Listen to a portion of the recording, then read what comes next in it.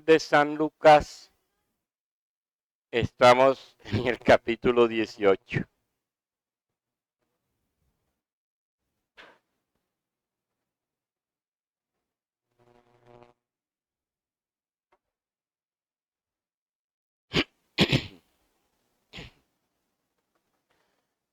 Leemos del 35 en adelante.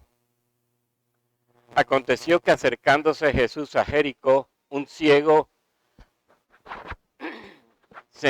que estaba sentado junto al camino, mendigando, al oír a la multitud que pasaba, preguntó qué era aquello. Y le dijeron que pasaba Jesús Nazareno. Entonces dio voces diciendo: Jesús, hijo de David, ten misericordia de mí. Y los que iban delante le reprendían para que callase, pero él clamaba mucho más: Hijo de David, ten misericordia de mí.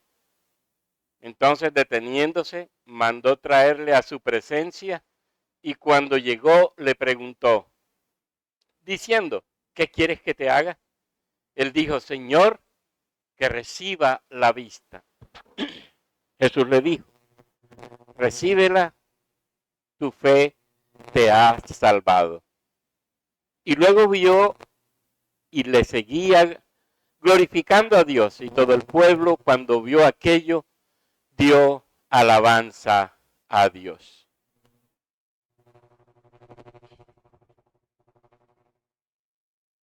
Hermanos, este es un texto bien interesante. Está dándose la acción, la escena, dice Lucas, a la entrada de Jericó. Dice Mateo, a la salida de Jericó. No hay contradicción. Jericó vieja estaba a 1 kilómetro de Jericó nueva. Entrar o salir, no hay problema. Salí de una para entrar a la otra. Eso no tiene dificultades. Lo otro que dice Mateo es que eran dos. Pues Mateo no mira a aquellos hombres en cuanto a identificarlos como personajes. Fíjense que Marcos inclusive lo identifica y dice: era Bartimeo, hijo de Timeo. Es decir, ¿qué hace Marcos y qué hace Lucas? Identifican a aquel personaje porque era conocido en la región y lógicamente llama la atención, pero eso no quiere decir que en este caso Jesús sanó a uno. El texto no lo dice. Sanó a los dos. Marcos es claro en eso. Mateo.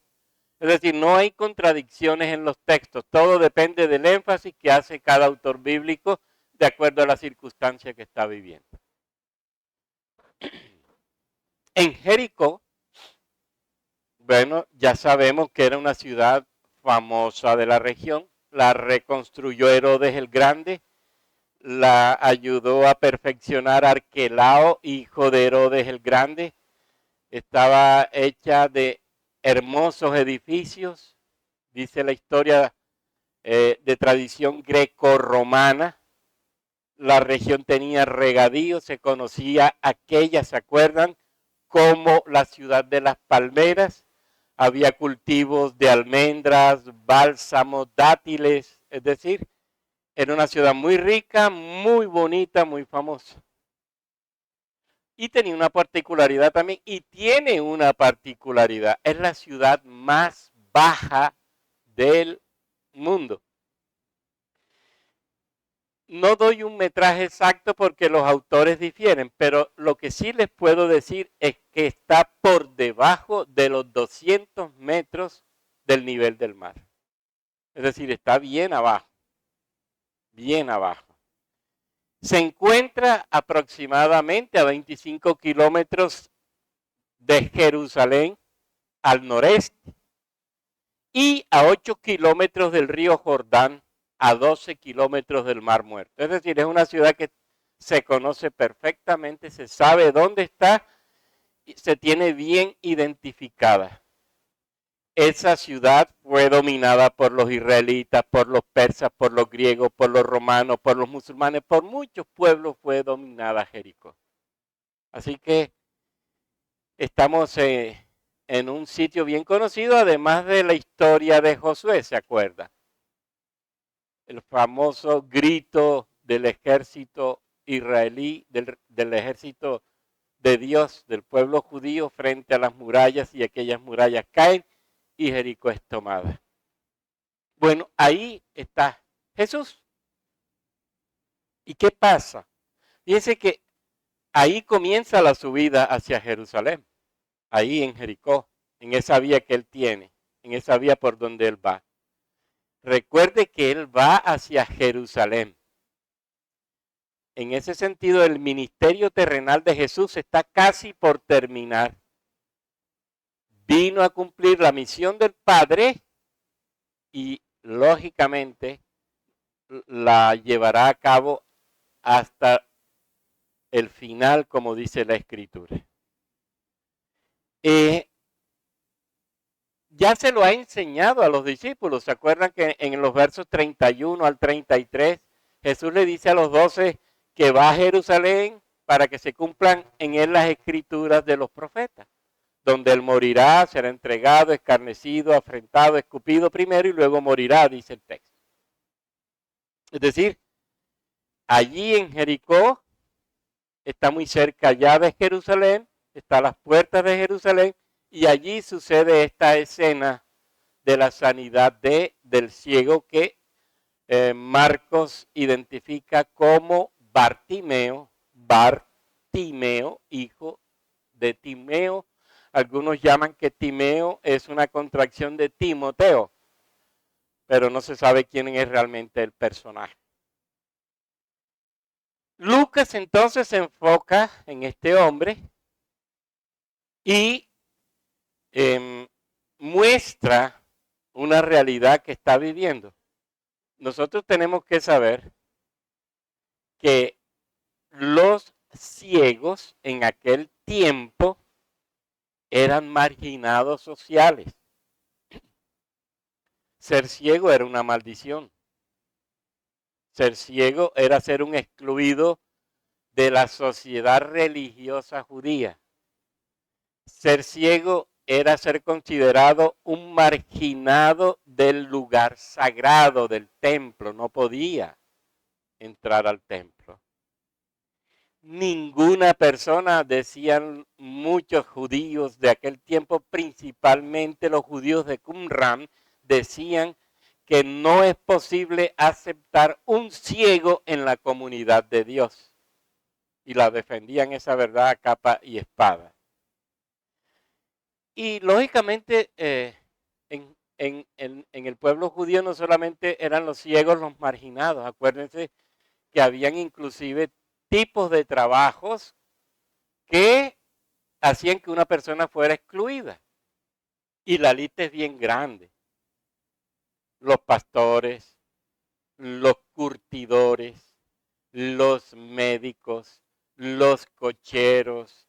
Es decir, todo este grupo de personas para los judíos eran excluidos de la ley, eran excluidos del pueblo, porque su trabajo los obligaba a no cumplir perfectamente con los ritos judíos, con los sacrificios judíos, con lo que la ley judía establecía. Y por eso en la sociedad judía había mucho excluido, mucho. Ojalá miren esto en la historia judía y se van a dar cuenta cuánta gente era excluida del templo y de la fe judía. Tanto por su trabajo como por enfermedades. Acuérdense que al mismo Jesús le van a decir, mira Señor, este ciego está así por el pecado de él o por el pecado de sus padres. Miren la visión que tenían. Un ciego siempre está en pecado. O un ciego está cargando con la culpa del pecado, de él mismo o de alguien. De esa manera, este hombre realmente era un excluido social. ha recibido de Dios la maldición que merece, porque según ellos era considerado un hombre que no vivía la ley y heredó la maldición de Dios por sus padres o por él mismo. Una de dos. Bueno, ahí está este hombre sentado junto al camino. Fíjense que si está cerca de Jerusalén, la Pascua está cerca. Y lo interesante de esto es que los marginados sociales judíos aprovechaban estas fiestas para pedir limosna. Era un tiempo propicio para la mendicidad. Pasa tanta gente, le pedimos a la gente, reconecto buenos ingresos y puedo subsistir un poco más de tiempo en vista de la oportunidad que tengo de estar pidiendo en la calle debido a la cantidad de gente que se mueve hacia Jerusalén. Así que este hombre normalmente, como otros que pedían en la calle, se situaban en sitios estratégicos. Uno buscaba, dice la tradición judía, en este caso un ciego o un mendigo en general, buscaba, si era en Jerusalén, el atrio principal del templo junto a la puerta, dice la historia. Pero normalmente también dice la historia que a pesar de que ellos hacían eso, eran expulsados por un sacerdote o por un levita. Y normalmente se reubicaban en las afueras del templo, pero siempre en la vía que iba a la entrada principal. Esa era la clave, digámoslo así. Y lógicamente en Jericó se sentaban en la calle principal de entrada al pueblo, cerca de la sinagoga, dicen los historiadores. Normalmente buscaban los sitios donde se celebraba el culto o donde se aprendía la ley mejor. En este caso la sinagoga, que era el lugar de paso obligado para los que iban a ese lugar. Fíjense entonces, estas personas trataban de estar en sitios que les favorecieran para poder pedir y alcanzar a tener algo para su sustento diario. Pero este ciego, llamado por Marcos Bartimeo, está aprovechando, repito, una situación muy particular y está sentado junto al camino, pero él percibe algo más. Me imagino, y uno puede pensarlo así, tanta gente, tanto bullicio, tanto comentario, algo sucedía en el ambiente que para él no era normal. Y fíjense que el texto nos muestra cómo él pregunta, ¿qué era aquello? Algo está pasando, ¿qué es eso? ¿Por qué tanta bulla? ¿Por qué tanta gente? ¿Por qué tanto movimiento? Y alguien le dice, mira, está pasando Jesús el Nazareno. El Nazareno, el hombre de Nazaret. Al escuchar la respuesta, se sobreentiende que este hombre sabe de quién están hablando. Su conducta de inmediato cambia. Y el ciego comienza a gritar con fuerza, usando una frase bien importante y bien significativa, por lo que lógicamente en sí misma revela esa frase. Fíjense el grito, Jesús, hijo de David, ten misericordia de mí. Este ciego debió oír hablar de Jesús. Este ciego debía tener claridad de eso, de qué es ser hijo de David. Y la gente reacciona negativamente frente al grito de este hombre. Hay una discusión frente a la reacción de la gente. Algunos dicen, no, la gente trata de callarlo porque no quieren escuchar esa frase en vista que no reconocen a Jesús como el Mesías y tratan de callarlo. Otros porque piensan que pudieran molestar al maestro que quiere llegar a Jerusalén. Sin embargo, para este ciego nada le detiene. Y Lucas nos va a mostrar que este hombre realmente tiene tanto deseo de que Jesús lo escuche que el verbo que usa Lucas ya es diferente al primero, ya no grita. Ya no es un clamor simple, Jesús, hijo de David, ten misericordia. Lucas cambia el verbo y es como si fuera un grito desgarrador, un grito muy fuerte. Un grito que sale desde lo más profundo del corazón de este hombre con mayor poder y con mayor energía. No es un clamor simple ahora, es un gran grito, nos dice Lucas, cambiando el verbo. Ustedes leen el diccionario de Strong de griego, por ejemplo, y Strong nos dice, gran grito, chillido. Es decir, cambió la forma de dirigirse a Jesús. ¿Y cuál es la intención? Que Jesús lo oiga. Que Jesús lo escuche a pesar del bullicio, a pesar de la gente, a pesar de todo lo que sucede en ese ambiente. Y suplica con muchas ganas. Y fíjense lo que está diciendo este ciego. Jesús, hijo de David, ten compasión de mí. Miren cómo se ubica delante de Jesús. Reconoce su indignidad. Ten misericordia. Jesús, delante de ti soy nada. Jesús, delante de ti soy nada. De ti depende todo para mí. Y por eso no solamente grita, sino que le suplica misericordia, compasión.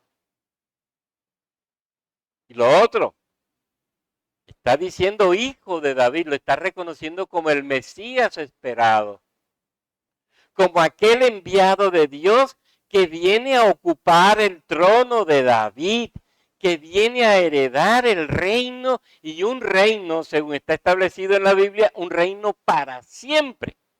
Así que este ciego está bien ubicado en cuanto a lo que dice y está entendiendo todo lo que está gritando y sabe el significado de lo que grita y presiente los resultados de su grito.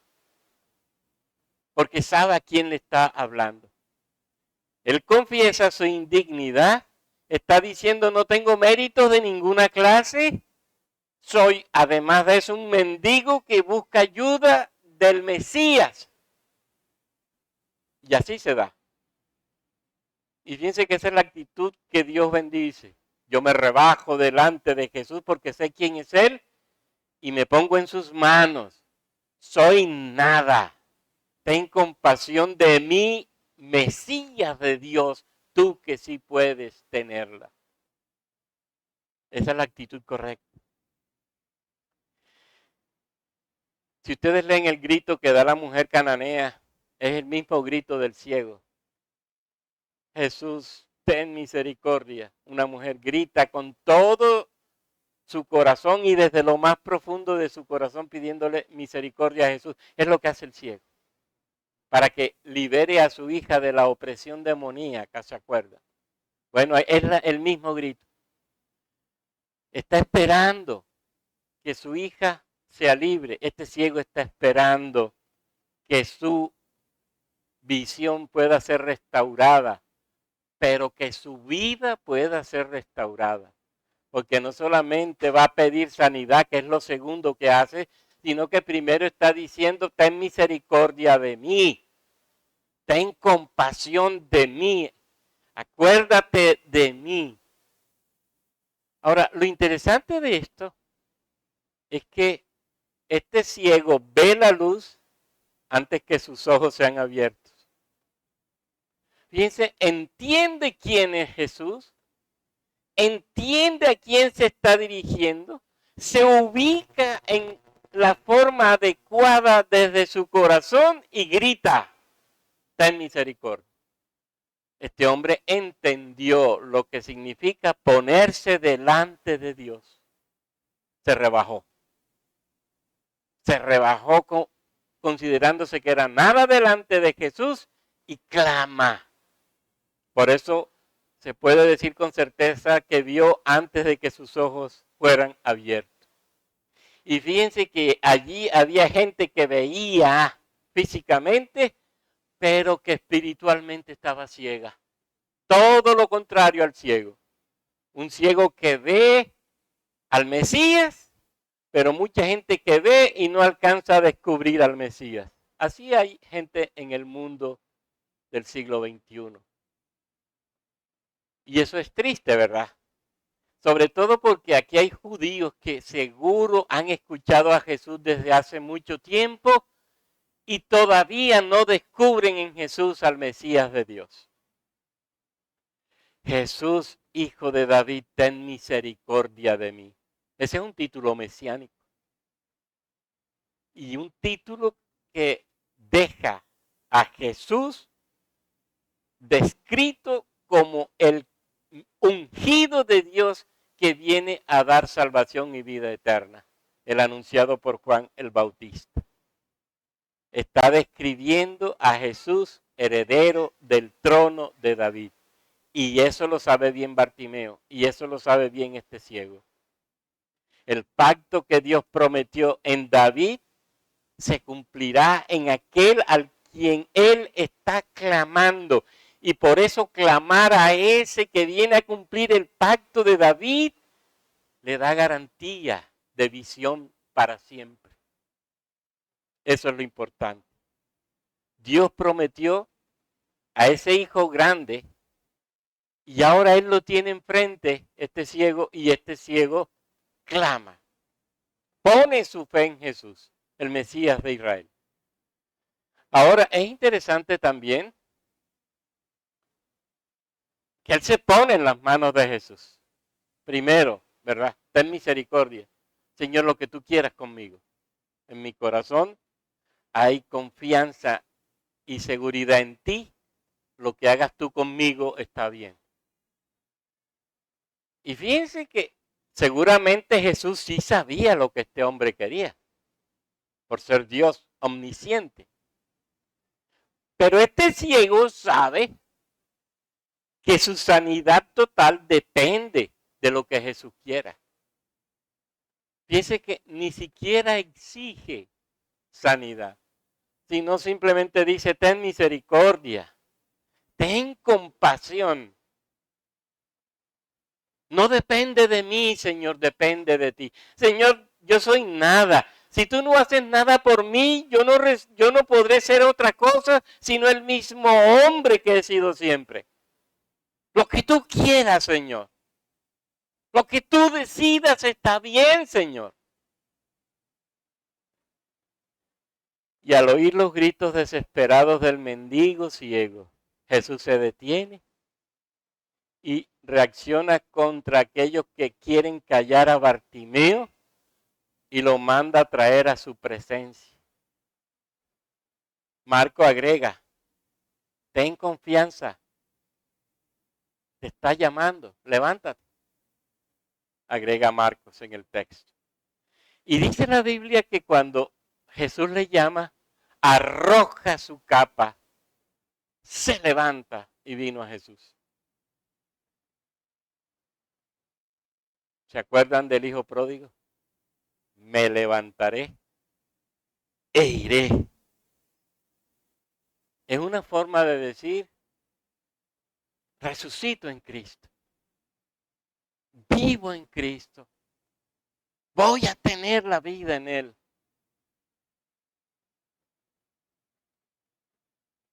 Estos verbos, cuando usted revisa los evangelios, va a descubrir cómo están mostrándonos es precisamente esa condición de volver a la vida o de tener la vida verdadera. Dice, se levantó, dejó la capa, fíjense, Para un ciego esa capa era todo. Usted mira la tradición judía y dice los ciegos utilizaban la capa para sentarse cómodamente en lugares específicos. Y esa misma capa la utilizaban para protegerse en la noche. Es decir, para él esa capa tenía un gran valor. Pero fíjense que cuando Jesús llama, lo que yo poseo vale nada. Pedro y Juan en la playa, después de una gran pesca, vengan y los haré pescadores de hombres. Y dice, y dejándolo todo, le siguieron. Es que cuando Jesús llama, nada de lo de la tierra tiene por qué atraerme más que Él. Nada de lo de la tierra tiene más valor que Él. Y porque nada de lo de la tierra puede darme lo que Él puede darme. Por eso el ciego no duda, por eso Pedro, Juan y por eso los que son llamados por Jesús no dudan cuando Jesús dice, ven, voy. No importa lo que deje. ¿Y por qué no importa lo que deje? Porque es que yo me estoy uniendo al Mesías y me voy a ser discípulo del Mesías y eso es suficiente para yo tenerlo todo. Porque Él será consciente de quién soy y qué necesito y se glorificará en mi vida. Seguro que es así. Y este es pobre y este es mendigo. Usted sabe, yo me imagino, o se la regalaron o la compró con mucho esfuerzo, guardando cada centavito para poder tenerla. Algunas tenían cuero que le daban mayor protección y mayor seguridad. Todo dependía del tipo de capa. Este hombre está dando la única posesión que tiene, el único bien que tiene. Piénselo. Lo único que tengo y lo dejo. No pensó cuánto trabajo me costó comprar esta capa o cuánto luché para tenerla de alguien que me la regaló. No lo pensó. Simplemente dijo Jesús, ven, dejó su capa y fue. Eso es fe. No me importa lo que dejo, me importa quién voy. No me importa lo que dejo, me importa quién me llama. ¿Y quién me llama? El Mesías de Dios. El Dios del universo. El Dios que lo puede todo. El Dios soberano, pero el Dios todopoderoso. Todavía no vemos a Jesús así. Porque todavía en nuestro mundo nos apegamos tanto a nuestros bienes y a nuestras cosas, que sí es cierto, Jesús es Señor, sí es cierto, Jesús es omnipotente, pero todavía no me desprendo de muchas cosas, porque es que para mí estas cosas son importantes. Y no quiero decir con esto de que yo voy a dejar de buenas a primeras todo porque lo considere sin valor. Lo que quiero decir es que cuando Jesús llama para que yo le sirva, todo lo que yo poseo es para su servicio. Absolutamente todo. Y Jesús me dice, úsalo para mi servicio, lo uso. La pregunta ¿es cierto?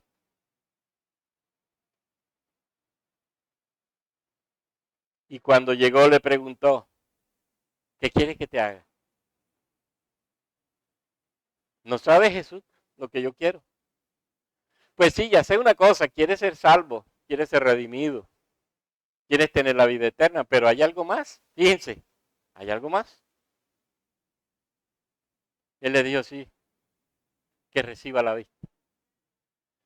Y dice que la pregunta que hace Jesús es legítima.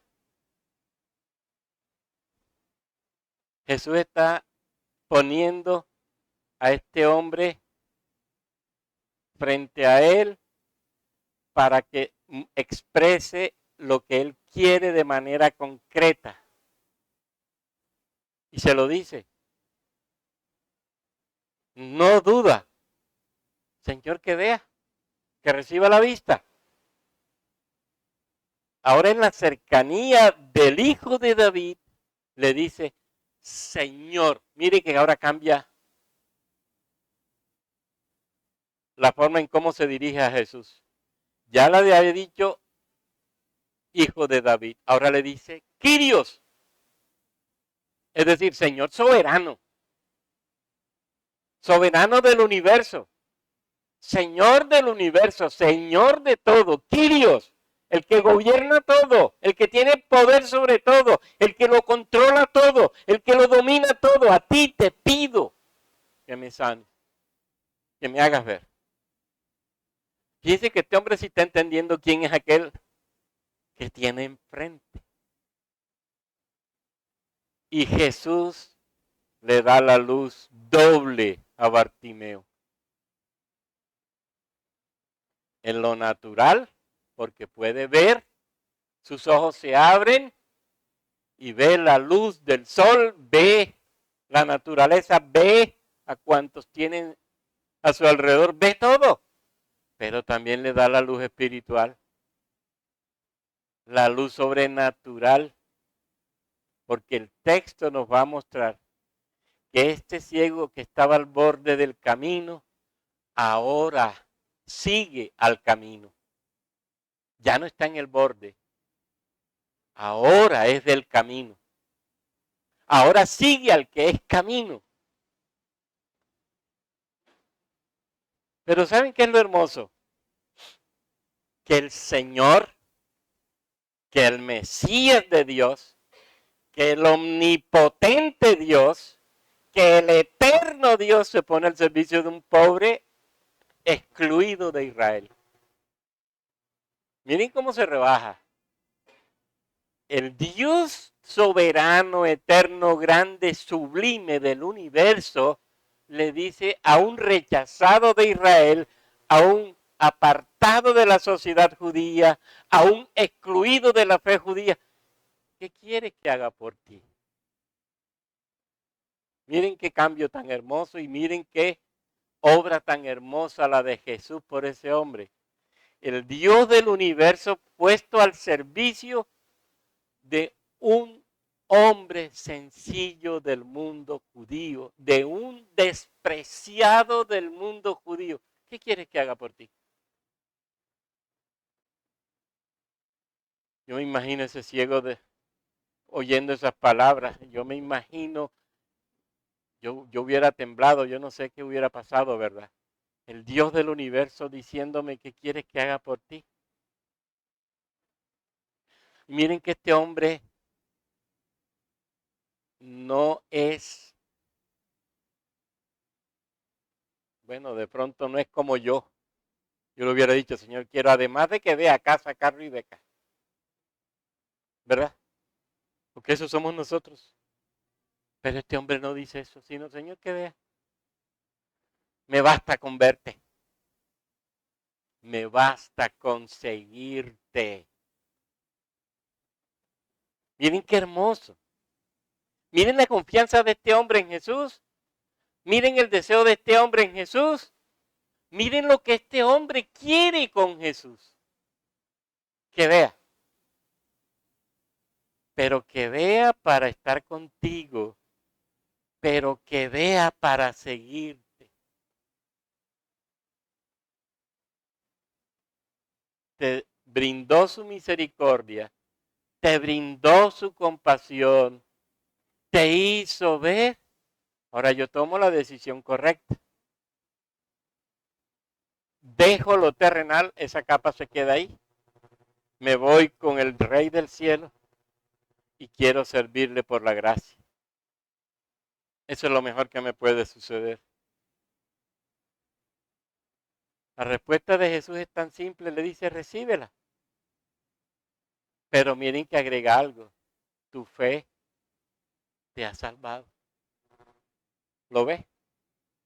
Este hombre está yendo más allá de la simple visión natural. Este hombre está viendo a Cristo como su Salvador, como su Señor, como su Redentor, como su liberador, y eso basta. Basta eso. Si Él me salva es suficiente, si Él me redime es suficiente, si Él me redime me voy con Él. Quiero servirle, quiero amarle, quiero entregarle mi vida, quiero estar con Él. Quiero hacer su voluntad. 2 milagros recibe, el de la fe para vida eterna y el de la luz de los ojos para salvación. Y miren el mensaje que nos está dando este ciego. Este ciego, ¿qué me está diciendo y qué nos está diciendo? El camino hacia Jerusalén lo tiene que recorrer Jesús por la ceguera de su pueblo. Estaban tan ciegos que no veían. Ahora tiene que ir a Jerusalén a morir. Y tiene que recorrer ese camino. Un gentío que lo ve, pero que no lo ve. Un gentío que está allí descubriendo cosas grandes, pero no lo identifican como este hombre lo hizo. No lo identifican. Isaías nos recuerda cómo andaba Israel en su tiempo. Y si ustedes leen, las palabras de Isaías son dramáticas. Vamos palpando como el ciego a lo largo del muro, como quien no tiene ojos. Tropezamos en pleno día como si fuera de noche. Estamos a oscuras como muertos. Así estaba Israel.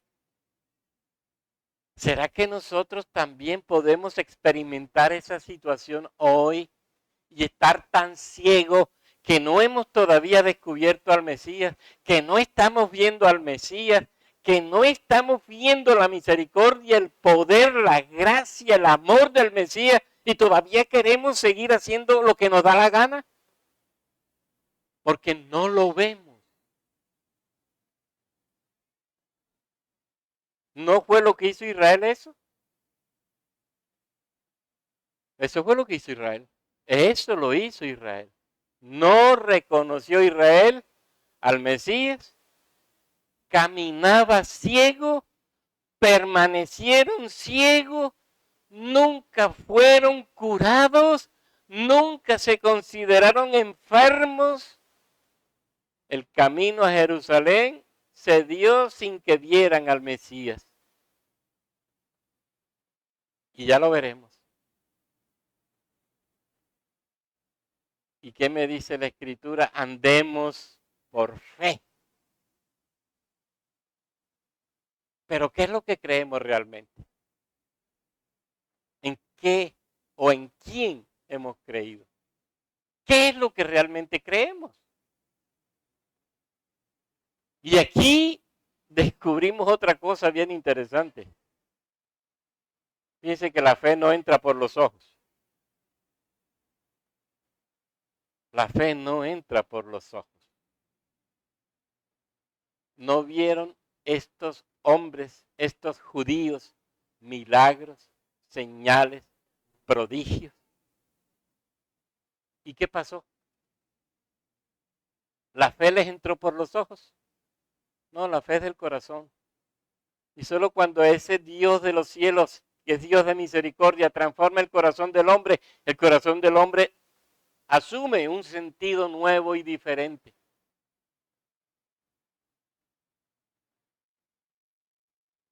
Pero nosotros queremos ver milagros para creer. Los verás y no creerás. Solo cuando el Señor por su palabra penetra en nuestro corazón y transforma nuestro corazón, tiene sentido la vida espiritual. Solo así, lo demás no sirve. Con razón Pablo dijo, la fe viene por el oír y el oír por la palabra de Dios. Miren lo que dice Pablo. La fe viene por el oír. No dice la fe viene por el oír y el oír la palabra de Dios. Y el oír la palabra de Dios. Pablo no dice así. Dice, y el oír por la palabra. ¿Por qué puedo oír yo? Porque la palabra me abre los oídos. Es la palabra la que abre los oídos.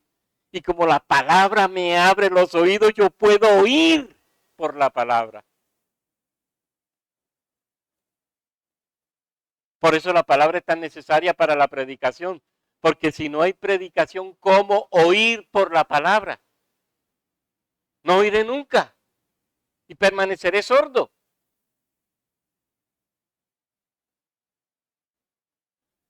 De ahí la importancia de este mensaje que nos da Bartimeo, este ciego a la orilla del camino de Jericó. Y nos sorprende Bartimeo. Ciego que ven, que entienden quién es Jesús y le siguen, pero seguidores de Jesús que tienen la vista buena, que no lo ven, que no lo entienden y que no saben cuál es su misión. ¡Qué peligro! La comunidad del primer siglo, la comunidad judía necesitaba ver. ¿Cuál es nuestra realidad hoy? ¿Será que también nosotros necesitamos del Mesías para que nos haga ver la verdad de Dios? Porque hemos podido estar en la iglesia. Hemos visitado la iglesia. Hemos oído predicaciones, pero ¿qué ha pasado con el oír y el oír por la palabra? ¿Qué pasó? Estamos siguiendo al Mesías y siguiéndolo con todo nuestro corazón y con toda nuestra alma y con todas nuestras fuerzas y le estamos sirviendo para glorificar a Dios. Ahora, ¿qué sorprende? Que Jesús ponga a un marginado de la fe judía como ejemplo de la fe verdadera. Eso sorprende. Yo me imagino la cara de los religiosos de aquel tiempo. ¿Cómo es posible que este señor venga a ponerme a mí de ejemplo a un excluido social y va a decirme que él tiene más fe que yo? ¿Qué diría un religioso judío de aquel tiempo? ¿Qué diría? Yo me imagino la rabia de un fariseo. La rabia debía ser muy grande. Y quizás el odio por Jesús le aumentaría. Porque los está lógicamente ofendiendo duro. Y les está hablando duro. Les está diciendo ustedes no ven. Y les está diciendo ustedes no creen. Y les está diciendo ustedes no son pueblo de Dios. Este hombre sí. Es como el mensaje que ya vimos cuando Jesús nace. ¿Cómo es posible que quienes escuchan el mensaje sublime del Evangelio sean otros excluidos de la fe judía, pastores? Póngase usted a pensar el lector del Evangelio judío leyendo eso. Que un ángel del cielo venga y le hable a un pastor en el campo cuidando ovejas. Eso es ilógico. Eso es irracional. Eso es una locura. Pero miren lo que hace Dios. Dios da gracia a los humildes.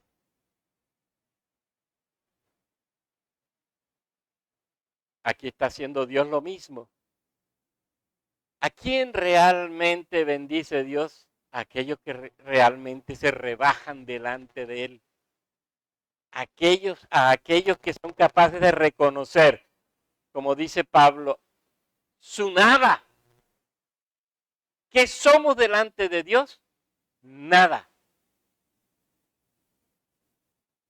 nada absolutamente. ¿Y qué nos queda delante de Dios sino doblar nuestras rodillas y decirle, Señor, lo que tú quieras, como dijo este hombre? Señor, ten misericordia de mí. Ten misericordia de mí. ¿No era eso lo que cantaban en el Antiguo Testamento entre el altar? ¿Se acuerdan los sacerdotes? Misericordia, Dios mío, misericordia. Misericordia, Dios mío, misericordia. Misericordia, Dios mío, misericordia. ¿Por qué? Porque cuando tú reconoces quién eres y te das cuenta de quién es Dios, no queda sino tirarte al suelo y desde el suelo gritarle, ten misericordia de mí que soy nada. Nada. Nada delante de ti.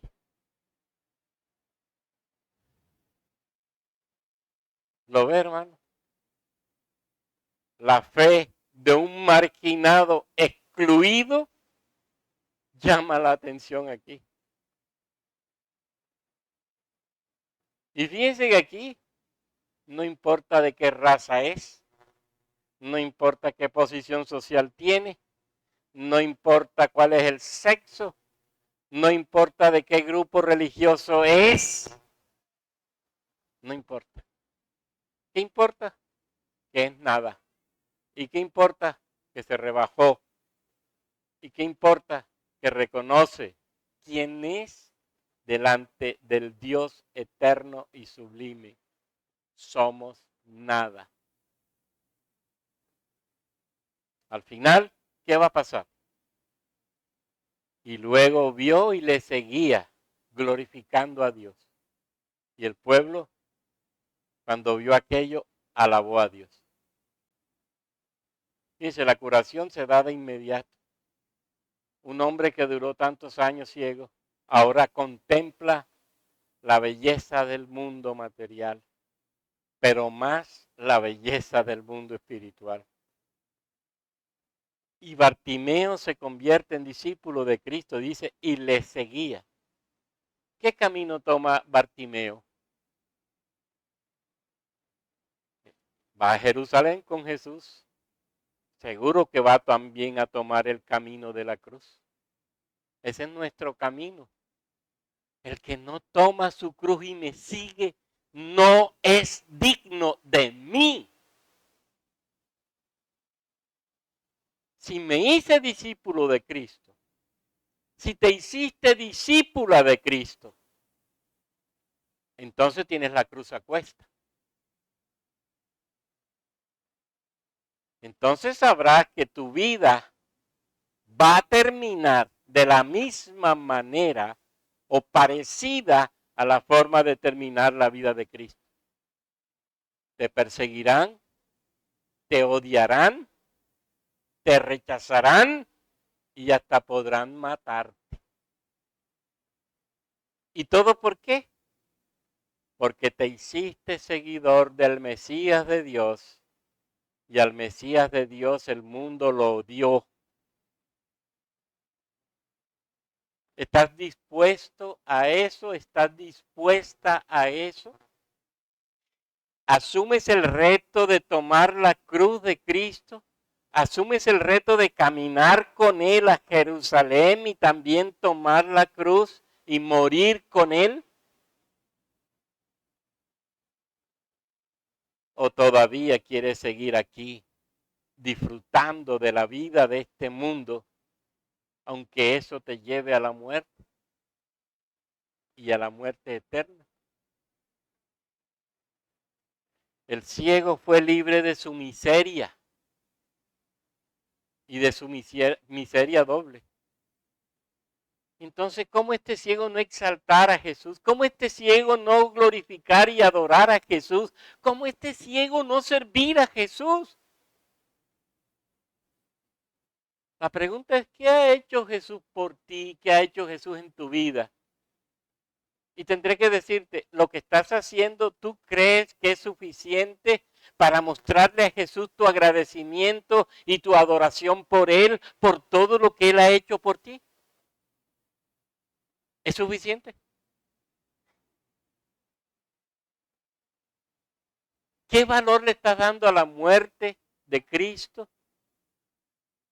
¿A la resurrección de Cristo? ¿A la glorificación de Cristo? ¿Qué valor le estás dando?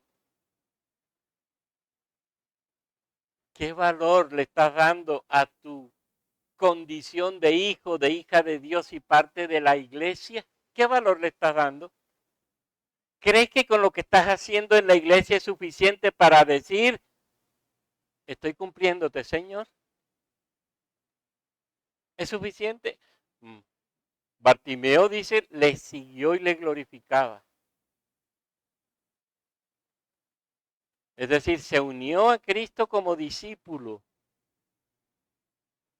El discípulo toma la cruz. Porque el que no toma su cruz y le sigue no es digno de él, no es digna de él. Entonces, miren este mensaje que nos da Bartimeo hoy frente a la realidad de su sanidad por ese Cristo misericordioso, Señor y Salvador de su vida. ¿Qué nos está pidiendo el Señor hoy? Piénselo. Mire que Él vino a la sociedad de su tiempo a salvar, a transformar el corazón del hombre. Y eso lo realizó Él bajo el gran principio, bajo el gran sistema de la compasión.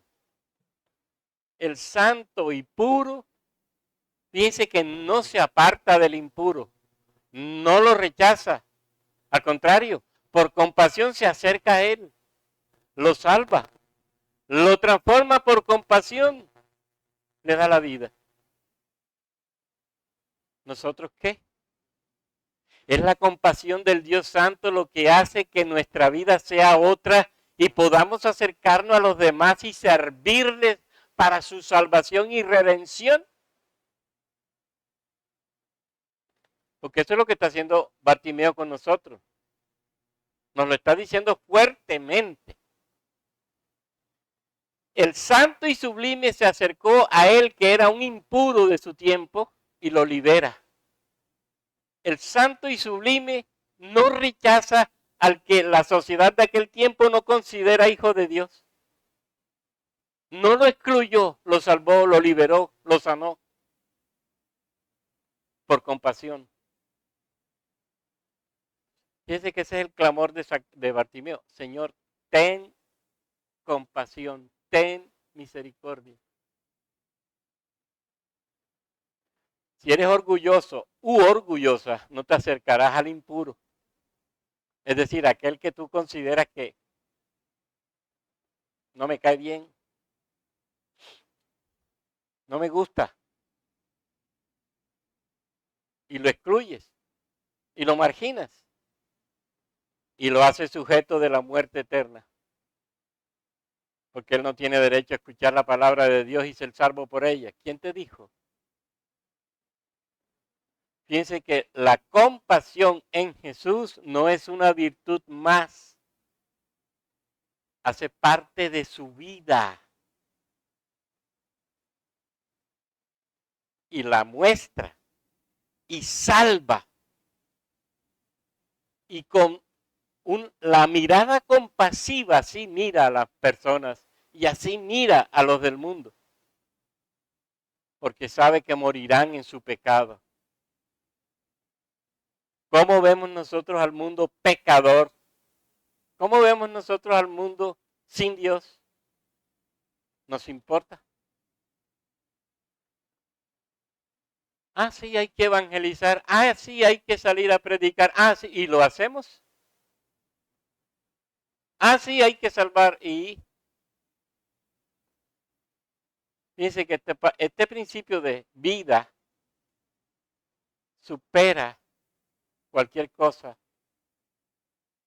para predicar el evangelio y salvar al otro. No hay límite. La compasión no tiene límites que le impidan trabajar.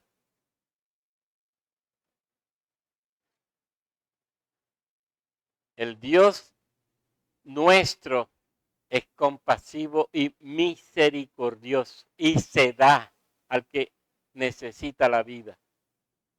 Y nos ha regalado la compasión a nosotros para que hagamos lo mismo. El problema es que lo hagamos. Que lo hagamos. Así que hermanos, Bartimeo nos está diciendo, soy nueva criatura, fui sano. Y por amor a Dios y por compasión a Dios me uno para salvar a muchos. Porque se fue a seguirle. Que Dios nos ayude a entender esto. Porque si algo necesita la iglesia hoy es ser compasiva y misericordiosa para poder hacer su trabajo en el mundo. Porque podemos estar muy aislados del mundo y estamos viendo que el mundo se pierde en nuestras narices y callamos el evangelio. Lo callamos. ¿Qué tal si Jesús lo hubiera hecho? ¿Qué tal si Jesús hubiera dicho, no, un ciego, no es importante? Déjenlo que grite. No, no lo hizo.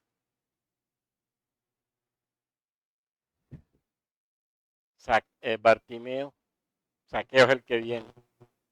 Bartimeo nos va a decir eso. Le seguía glorificando a Dios. Le seguía glorificando a Dios. Y seguirle glorificando a Dios es seguirle puesto al servicio de Dios. Amén. Padre, gracias te damos. En el nombre de Jesús, es tu palabra viva, eficaz. Qué alegría saber que tú tienes compasión y misericordia y que tu iglesia goza de ese privilegio, tener compasión y misericordia. Ayúdanos para llevar esa compasión y misericordia al mundo. Ayúdanos para que con compasión y misericordia y en tu gracia contribuyamos en la salvación de muchos que hoy están en riesgo de muerte eterna. Dios Trino, Dios Uno, gloria, honra y alabanzas a tu nombre. Amén. Hermano, enseguida pasamos